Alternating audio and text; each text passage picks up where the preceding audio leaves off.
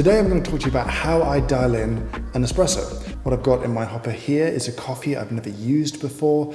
I've never tasted it. I don't really know how to dial it in. The grinder's definitely not set up for it. So I'm going to go through the process of dialing in, going through adjusting my dose, my grind, my recipe, my ins, my outs, all of those things to get the best tasting shot that I can. Now the audio in here is not great, so I'm going to be talking to you afterwards, talking you through the process, and I'll try and capture as much as I can of what's going on here behind the machine. So this is the setup. I'm using a Mythos 1, I'm using a Black Eagle Gravitech, and I've got a little O-house there to track my doses. It's an 18 gram BST basket in there, so I'm going to dose about 18 grams. Disturbing the puck with a teaspoon like this is not ideal, but if you're trying to get somewhere quickly, it's okay as a way to kind of trim your dose down without messing with the coffee too much. I'll explain more about this particular technique a little bit later in the video. Now, this coffee I had a quick look at the start, and it was pretty light, right? So I could see for espresso, it was going to be a challenge. I didn't know much about it. It was a single origin coffee, but it was a pretty light roast. So this first shot, I'm just going to see what I get. See where the grind is, see where everything is. That's my starting point. Now this shot was bad. If you look at the recipe, you're talking about 18 grams in, 40 grams out in 34 seconds. So my gut feeling was that it'd be a little bit slow. Taste-wise, harsh, muddy, intensely sour, unpleasant, not at all good, and the aftertaste was bad. We've brewed too slow. I wouldn't say necessarily overly under-extracted, but it's just not a particularly delicious espresso. So I'm going to go a little bit coarser. I'm going to keep the dose at about 18. I'm going to aim for about 38 out, and I'm just going to track my runtime to see where my grind is. Like, I'm looking for something in the very late 20s, I suspect, to taste good, but that's just, typical of my kind of setup and my kind of espresso preference. So let's see how this one brews.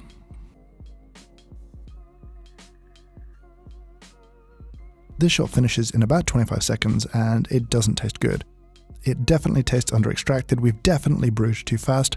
I have made too big of an adjustment to my grind. I've gone too coarse. So that's what I'm going to do now. I'm going to work on just moving that grind just fractionally finer to get me closer to where I want to be. Again, everything else I'm really going to keep the same. So here's shot number 3. And just by going that little bit finer, we've gone a little bit slower. We're like a 27-second brew time now. Just a little slower, but definitely more extracted. The espresso did taste better, a little bit more extracted, a bit more balanced, but it's not quite there yet. Again, I'm going to take my grinder just a little bit finer here. I feel like I'm trending in the right direction. Shots are tasting better. I just want to up that extraction a little bit more. Now, at 18 in, 38, 39 out in 29 seconds, it's looking pretty good. The shot isn't bad by any stretch, but I still feel it could be improved. I'd still like to get more extraction out of it. So as I'm cleaning up here, I'm thinking about it, and I'm thinking, why don't I just keep the grind where it is and just push a little bit more liquid through it? I'm using the little decent dosing funnel just to help redistribute the coffee if it's not perfectly distributed coming out of the grinder. That just helps provide a more even bed before tamping. So all I'm going to do is basically repeat the shot, but let it go from 38 up to 42 grams. Now that's going to give me more liquid in the cup. I'm going to lose some concentration, but I'm happy to trade that off for a bit more extraction and a little bit more sweetness. And this shot is really pretty good. I enjoyed this shot. It had good clarity. It still had enough texture. It was on the more acidic end, but ultimately that's the raw material that I'm working with in this situation. With a lighter roast, I should have realistic expectations about how much acidity I'm going to have in my balanced end espresso. Now, I do think I can improve this recipe a little bit further. I think there's one last change that's worth making. Before I make that change, I'm just going to tell you about this video's sponsor, which is Skillshare.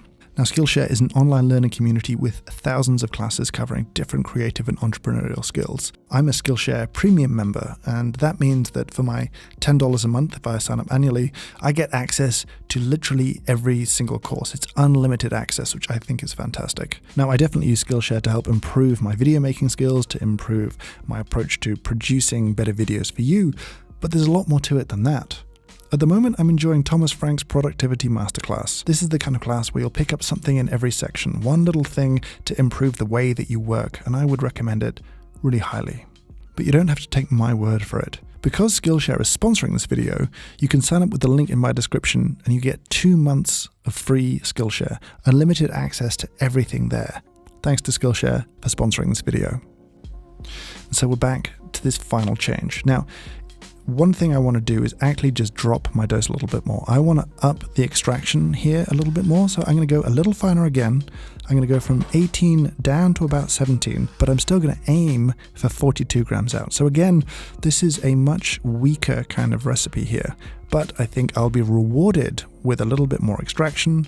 Using less coffee makes extraction a little easier. I can go finer, there's less coffee to extract, and by using this higher ratio, I stand a much better chance of getting a more balanced espresso here.